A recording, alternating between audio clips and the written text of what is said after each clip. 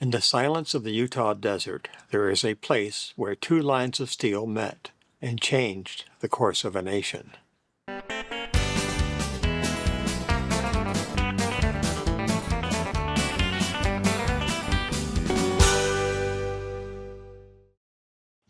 On May 10, 1869, at a place known as Promontory Summit, two locomotives stood face to face, and for the first time in history, the United States was connected from coast to coast by a railroad line.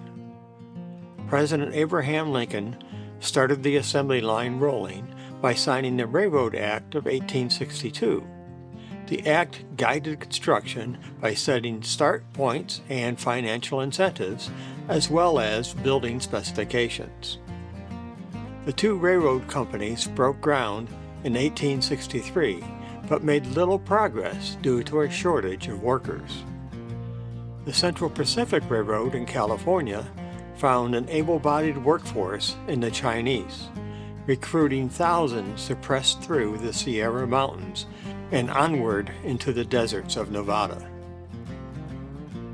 The Union Pacific Railroad struggled to find able-bodied workers due to the Civil War in the East, initially relying on Irish, German, and Italian immigrants, as well as American Indians.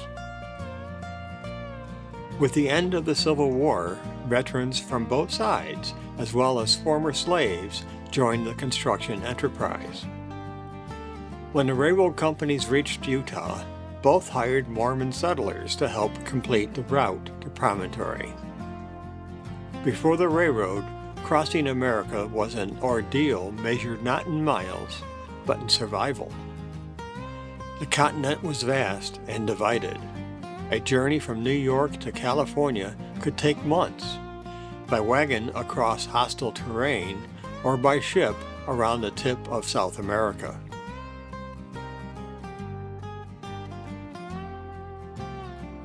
But in the aftermath of the Civil War, the nation turned its eyes west and asked a question that seemed impossible. What if we could bind this land together with iron? The answer came in the form of the first transcontinental railroad. Completing it was a race against geography itself. From the west, the Central Pacific Railroad pushed eastward, starting in Sacramento. They carved through the Sierra Nevada, a mountain range that did not yield easily. Granite had to be blasted. Snow buried entire camps. Progress was not measured in miles, but in inches. And it was here that thousands of Chinese laborers did the most dangerous work. Hanging from cliffs, placing explosives, risking everything for a railroad that would barely remember them. From the east, the Union Pacific Railroad moved west from Omaha. The terrain was very different. Vast plains, open skies, and constant tension.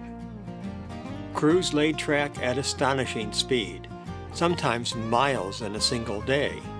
In fact, there was one day when they actually laid 10 miles of track. But they faced their own battles, harsh weather, supply shortages, and conflict along the frontier. This was not just construction, it was expansion, collision, and transformation. Day by day, mile by mile, two lines of steel stretched across a continent. Through mountains, across deserts, over rivers, and until finally, in a quiet place called Promontory Summit, the distance between them disappeared. On May 10, 1869, a ceremonial spike made of gold was placed into the final tie. Representing the Central Pacific Railroad was Leland Stanford. He raised the hammer and struck. Legend tells us he missed on the first swing. History, it seems, is rarely as perfect as we imagined. But the final connection was made. A telegraph wire carried a single word across the nation. Done. In that moment, everything changed. The journey that once took months now took days. Goods moved faster. People moved faster. And ideas moved freely. The railroad did more than connect cities.